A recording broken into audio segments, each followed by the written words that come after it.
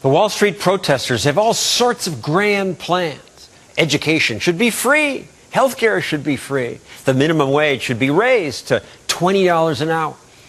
I wish the protesters knew basic economics, and so does economist Josh Barro. So, Josh, let me take them one at a time.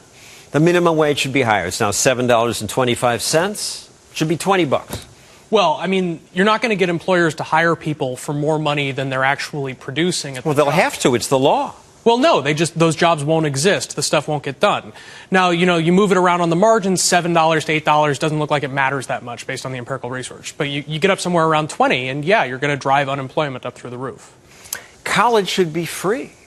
Well, I actually think this is really funny because you see these protesters, they're upset. They spent all this money on education that's not useful for them. They're not finding the jobs they thought they could get.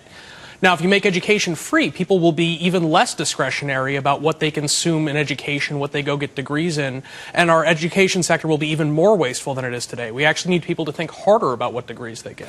A lot of these people were promised jobs. You go to this school and you'll get a great job. Well, it depends what you get a degree in. Overall, the unemployment rate for people with college degrees or higher in America is only 4.3%. So in general, you should be able to find work. So really low compared to the 9% average for everybody. Right. And the people who are really struggling are people with only a high school degree or even without a high school diploma. But most of these protesters, they seem to tend to be college educated. And in most cases, you should be able to find work if you're college educated. And I'm suspicious of the ones who say we can't find anything because we just call around on New York Times and Monster.com, checking 2 American cities. Lincoln, Nebraska, we found 54 postings. About half of them were entry level. In Columbia, South Carolina, 68 postings. So there are jobs out there. Some people don't want to work at minimum wage or just above. Well, it depends what field you're in and what you're looking for jobs in. But for the most part, people with college educations are not finding the market that bad right now. It's not just the protesters who say they want their debt forgiven. A Salon.com writer says the bottom 99% should see their debt forgiven, just wiped off the books to enrage the banks. I first read that piece, I kind of thought Alex Perine was joking when he wrote that, but I think he was serious. And, it wouldn't enrage the banks, it would bankrupt the banks. The 99% obviously is nearly all of America. That's nearly all the consumer debt in America. If you forgive all that debt, the banks won't exist anymore and nobody will ever lend again.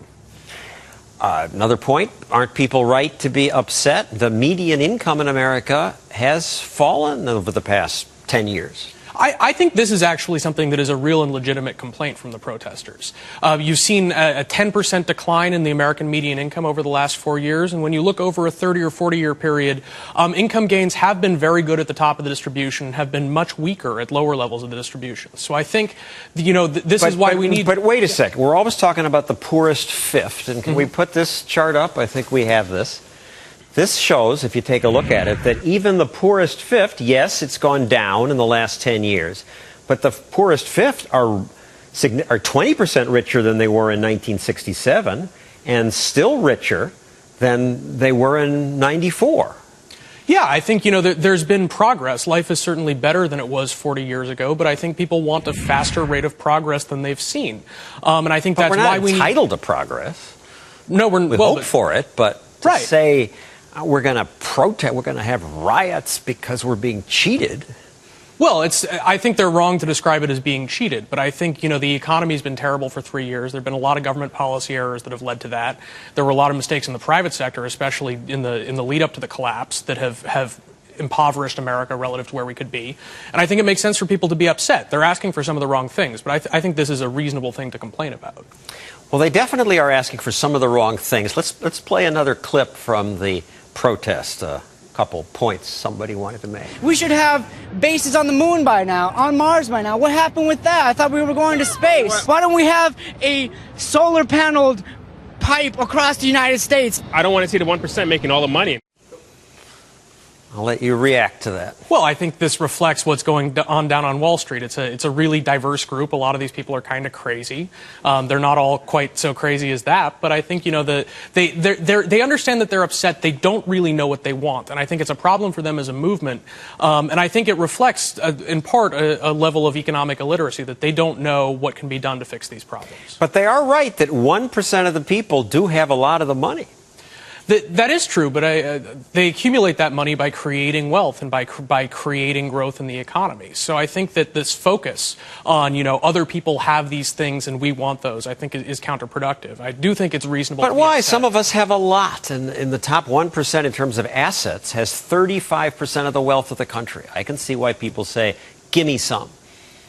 Well, it's any country, if you look at wealth distributions around the world, they don't look all that different from in the U.S. because what happens is people engage in productive enterprises, they invent things, they build companies, and that generates wealth, and they accumulate that wealth. And if you want to stop that from happening, you have to stop people from doing those productive things.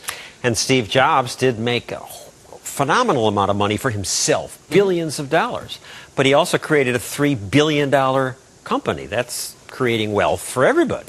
Right, and I think it's interesting how the protesters, there were moments of silence down on Wall Street for Steve Jobs' death, and they're all down there using Apple products. And I think, their lives were enriched by his creation of Apple, even as Steve Jobs ended up with over $6 billion at the time of his death.